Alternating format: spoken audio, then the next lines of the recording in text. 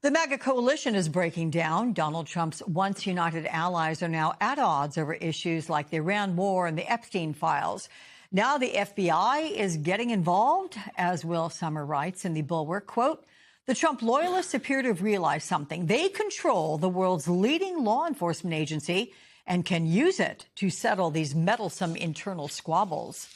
Well, joining us now, we have The Bulwark senior reporter Will Sommer, MS Now legal analyst and former Brooklyn, New York prosecutor Charles Coleman, and Marc Short is back with me.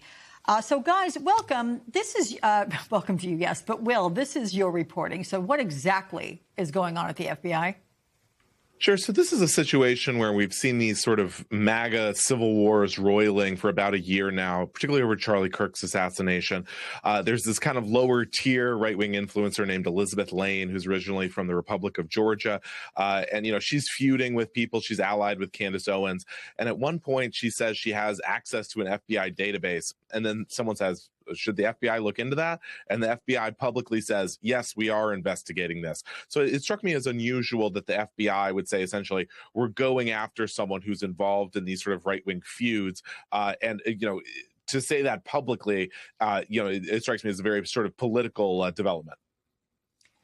Based on what we know, Charles, should this be a priority for the FBI? Absolutely not. And I think that the last point that was just made highlights that perfectly. The FBI, like the DOJ, these are apolitical entities. Alex, these are not political entities that are supposed to be engaged in inter-party squabbles and things of that nature. And so, quite frankly, unless there is some sort of threat to national security that can be gleaned from this, and I think it's a hard argument to make, particularly in the way that it's been framed, it is not something that the FBI is supposed to be invested in because it's not a part of their core mission, and ultimately, it's not what that office was created for. So, Mark, how concerned are you that these kinds of political civil wars are playing out inside the FBI? Well, I mean, Alex, I think it's concerning. I think it's also ultimately something the American people don't like. I mean, regardless of whether you're right or left, I think it's fair to say that there are a lot of Americans who felt that President Trump had been unfairly targeted in the last administration, and they voted for him for that reason. The same result's going to happen if they believe that the Trump administration is using DOJ to go after political opponents. And so these things do not end up accruing. Not only are they dangerous legally and dangerous to our system, politically, I don't think they end up working to your benefit either. And I think that there'll be a cost politically to the FBI engaging in political games.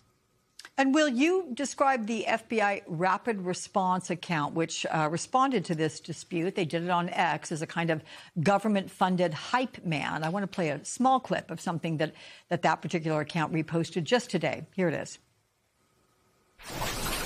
This is what's happened under my tenure at the FBI and the Trump administration. Cartels, street crews, cyber criminals, predators hiding behind screens instead of smoke-filled back rooms. For years, people were told that chaos was normal, that nothing could stop it. Then something changed. In 2025, violent crime took a 10% dive, and murder dropped near 20%. The punks always think they're on top of the world, right before the fall. And when America fights back, even legends run out of road. This is what real leadership looks like at the FBI. What's this all about? That's crazy. I mean, this did, when I was looking into this story, it struck me that this FBI account is always just saying, you know, America's director has done it again, or they'd show something and say, boom, you know, Kash Patel.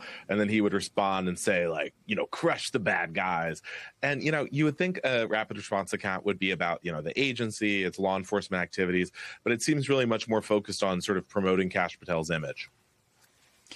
Can I just ask you, I mean, is it all about hyping up Kash Patel? I mean, is he the one who will be directing this? Do you have any idea?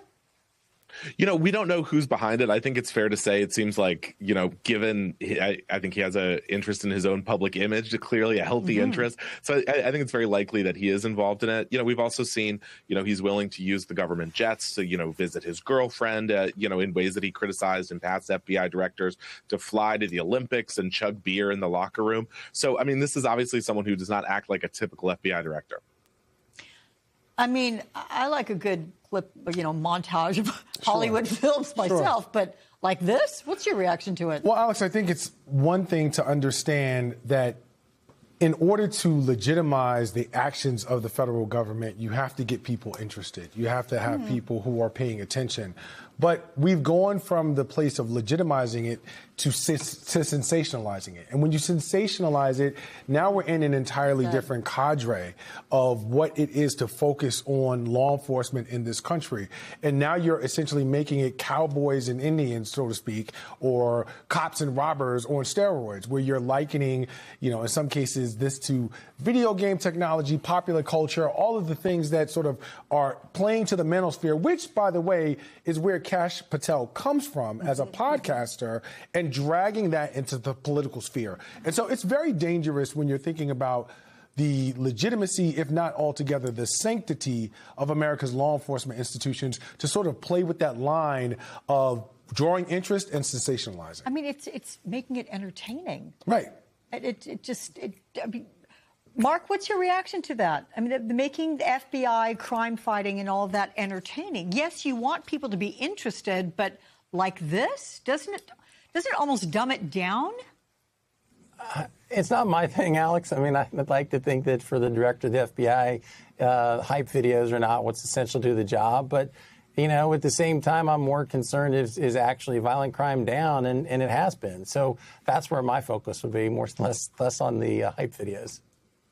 So, Mark, what about the MAGA influencers who've scored some wins during Trump's second term, from pushing for the release of the Epstein files to the calls for Pam Bondi's firing? But many were strongly opposed to involvement in Iran.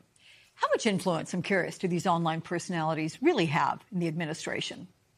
Yeah, I think it's greatly exaggerated. I think the reality is that the president is very much online, but I think we've seen again and again that the president's supporters follow him more so than any other influencer. So, I think what we've seen is for some of the influencers, when they've decided to break with the president, it seems like their influence is diminished. And so I think that perhaps the assumption that they spoke for MAGA world, I think was greatly inflated, more so than it is reality, that there's still a loyal contingency to the president himself. So can I ask you how much the president is influenced by these influencers? I think he is, in the sense, again, that he's online, and a lot of the people in his administration are very online. But ultimately, I don't think that it's like that's all he listens to. I think the president gets his information from a lot of places. As you know quite well, he still listens to cable news quite a lot. He follows it carefully. There's a lot of advisors he has in the White House. There's a lot of people he talks to outside of the White House. And so it's a data point, but I don't think it's an overwhelming one.